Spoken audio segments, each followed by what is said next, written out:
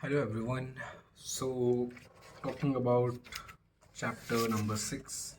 First of all, welcome back to the video and my channel.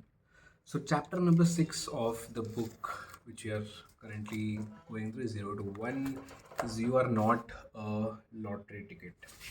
So, as you can understand from the title, the whole crux of this particular chapter is basically to not depend on luck, but rather you have to create a plan and go ahead with it. So basically, you cannot just say that I'll be successful one day without any planning, just depending on your fate or destiny.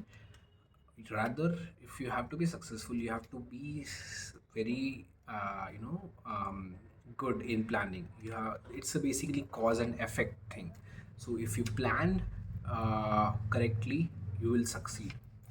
Okay, so in this, the author has given basically different types of optimism and pessimism. One is definite optimism, indefinite optimism, definite pessimistic, and indefinite pessimistic. So the point here is there are four, you can say, there if there are quadrants, right? You can take four different quadrants and I'll explain each one of them.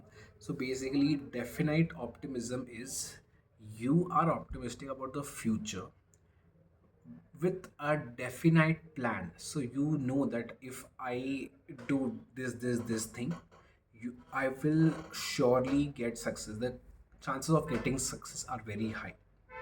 Second thing is indefinite optimism, which is I don't have any plan, but I have a feeling that the way I am working, I'll be successful one day, but there is no plan. But we are just completely, depending on the, how do you say, the destiny, that in future we will be, successful.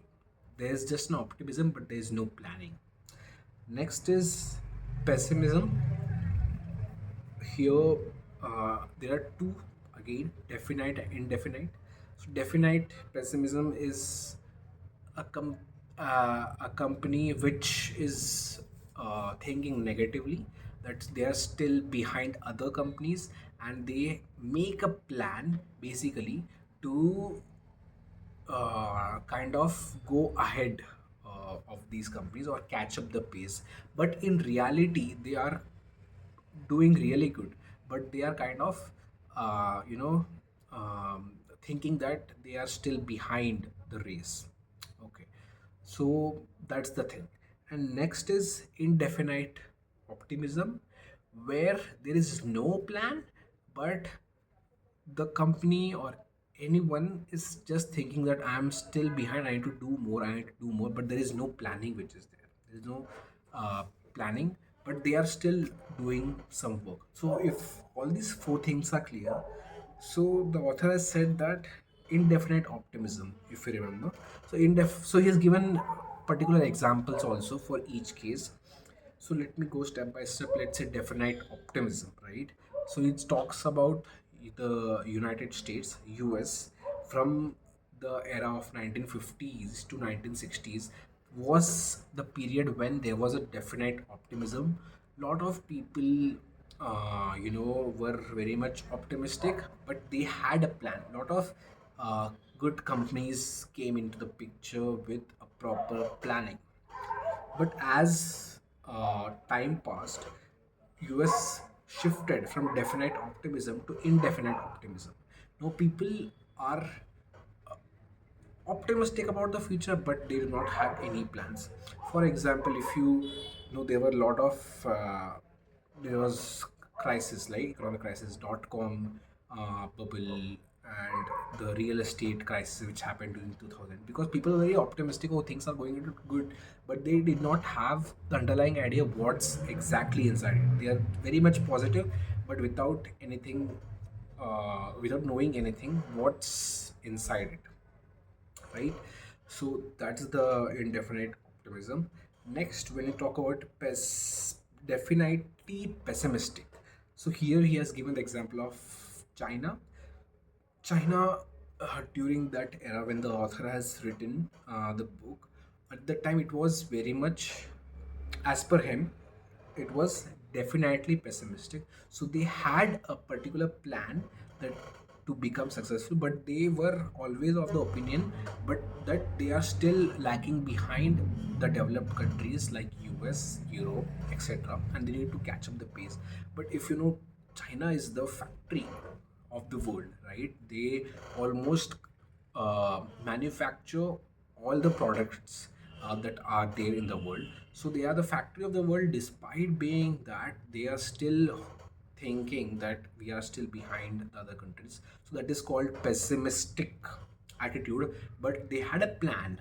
So they used to copy all the policies which are applied in the West, and they used to copy and paste into their uh, country, so that they had a proper roadmap, but at the same time they were pessimistic about it. Next is indefinite pessimistic, where if you see at the time Europe, right? So people thought that okay, we are very much behind. So they used to hoard more and more savings that in future there will be some crisis or something like that. They used to they are trying to be more self-reliant so that they do not uh, be dependent on others, right? So that's the four different scenarios. So the author has specifically criticized indefinite optimism, specifically for startups, so that if you don't have any plan, how will you be successful? Only by thinking, only by manifesting that you'll be successful one day without any plan, it doesn't work, right? Had Apple thought about it that they will be successful one day without any plan, without any new iPhone design, they would have never been what Apple is today, right? So that is what the author is trying to say. And this chapter is a very big. They have given a lot of examples, but the whole crux, if you see, is this only, that you are not a lottery ticket.